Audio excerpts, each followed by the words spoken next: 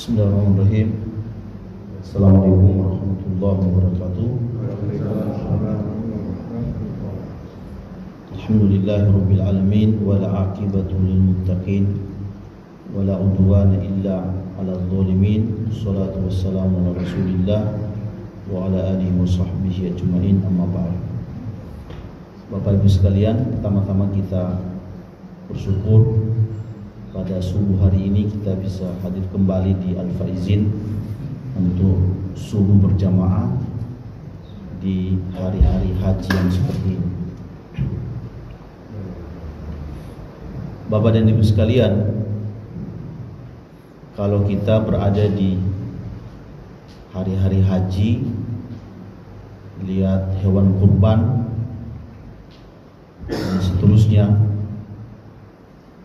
ada nama yang kuat yang mampir dalam ingatan sejarah kita, yaitu Nabi Ibrahim, Nabi Ismail, Hajar, dan Nabi Muhammad yang mengajarkan ajaran-ajaran Ibrahim. Kalau kita baca Al-Quran, kita akan menemukan Allah Subhanahu wa Ta'ala menyebutkan lafaz Nabi Ibrahim itu sebanyak 58 kali di dalam Al-Quran. Dan Allah pernah menyebut tentang Nabi Ibrahim dalam surat Al-Mumtahanah ayat 4, qad kanat lakum uswatun hasanatun fi Ibrahim. Sungguh dalam kepribadian Nabi Ibrahim itu banyak contoh-contoh yang kalian bisa ikuti. Nah, pada kesempatan subuh kali ini saya ingin menyampaikan satu saja contoh kehidupan dari Nabi Ibrahim. Kalau ada yang bisa kita contoh dari Nabi Ibrahim adalah dia pandai berprasangka baik kepada Allah Subhanahu wa Ta'ala. Nabi Ibrahim itu pernah berdoa di dalam disebutkan dalam Al-Quran, Rabbi habli minas solihin. Ya Allah, berikan aku keturunan yang soleh. Bapak tahu Ibrahim sampaikan doa ini ketika dia sudah tua renta, istrinya juga sudah tua ya. Tapi tidak lama setelah itu Allah berkata, fabasyarnahu bigulamin halim. Kami datang memberi kabar gembira akan kelahiran seorang anak yang penuh santun yang bernama Ishak. Nabi Ibrahim juga pernah berdoa, warzuqhum minas samarat. Ya Allah, beri penduduk Mekah itu buah-buahan. Bapak Ibu tahu, doa ini Ibrahim sampaikan ketika berada di tanah tandus, yang untuk tumbuh buah-buahan itu seperti kita bilang mustahil gitu.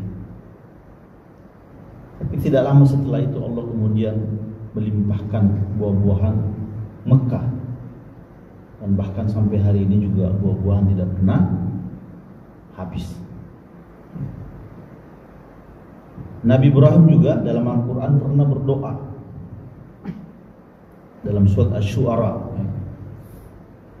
walladzi atma'u an yaghfira li khati'ati yaumaddin.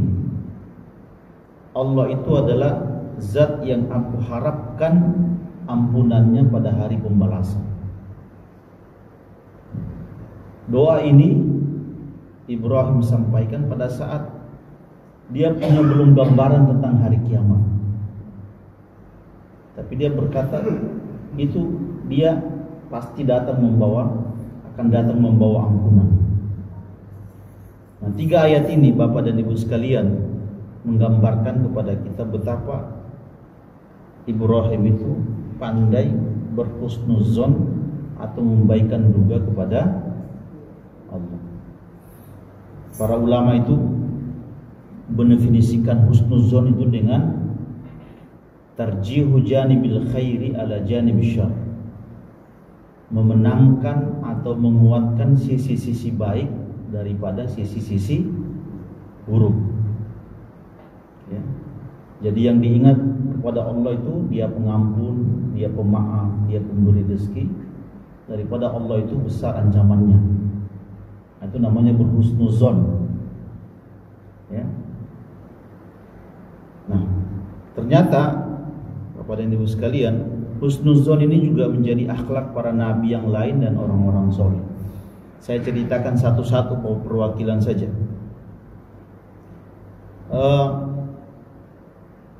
Nabi Musa misalnya, ketika dia dikejar oleh Fir'aun itu kan, dia berada di sebuah tempat persimpangan yang mengalami kebingungan. Di depannya ada kota Madian. Tapi masa depannya menurut dia tidak jelas. Apa yang dia lakukan? Nabi Musa ternyata dia berdoa. Doanya ini diabadikan dalam Al-Quran. Asa Rabbi an yahdiyani sawa'as sabil. Setelah ini Allah pasti akan memberikan jalan keluar. Para ulama-ulama sejarah berkata, setelah doa ini Nabi Musa itu mendapatkan 5 hal sekaligus. Yang pertama, dia selamat dari kejaran Fir'aun. Yang kedua, dia menemukan jodohnya. Yang ketiga, mendapatkan perlindungan dari seorang kakek tua. Ya. Yang keempat, dia mendapatkan pekerjaan selama 10 tahun. Yang kelima, menjadi awal cerita besar dia menjadi seorang nabi. Awalnya dia berhusnuzon kepada Allah. Ya. Nah, kalau dari orang soleh itu ada sebuah hadis yang unik ya, yang kalau kita baca kita jadi senang orang Islam. Disebutkan dalam Sahih Muslim dari Anas ibnu Malik. Katanya pada hari kiamat itu ada seorang hamba yang disuruh masuk neraka sama Allah. Disuruh masuk neraka. Ya. Tapi kata hamba itu, zonni bika la hasan. Ya Rabb, bukan begini dugaku yang aku bawa dari dunia. Bukan begini prasangka yang aku bawa bahwa aku akan masuk neraka. Kata Allah, memang yang kau duga apa? Yang saya duga adalah engkau akan merahmati saya nanti di akhirat, ampuni dosa-dosa saya, masukkan saya ke surga. Kata Allah, kalau begitu masuk saja ke surga. Nah, hadisnya keren kan? Jadi husnuzon itu, kata para ulama, antaranya Ibnu Mas'ud pernah berkata, kalau Allah ingin memberi sesuatu yang besar kepada hamba itu, dia dijadikan sebagai orang yang pandai berhusnuzon. Ya, pandai berhusnuzon. Sebaliknya kalau kita ingin disiksa sama Allah itu, kita dijadikan orang yang pandai juga berprasangka buruk.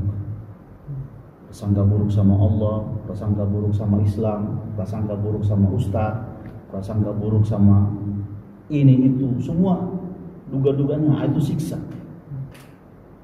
Ya. Nah, karena itu ada seorang ulama namanya Iyad Al-Qunaibi pernah menulis buku judulnya Ihsanuzon Billah, berprasangka baik kepada Allah. Saya baca salah satu manfaat dari husnuzon itu adalah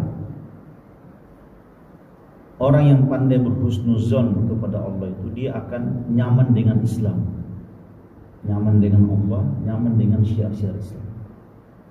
Setiap dia dibully, setiap dia ditindas, dia akan merasa di balik ini ada Allah Subhanahu wa taala. Itu kira-kira yang bisa kita pelajari dari Nabi Ibrahim. Sisi-sisi lain yang saya kira jarang kita kita ambil. Hadanallahu wa iyyakum ajmain. Assalamualaikum warahmatullahi wabarakatuh.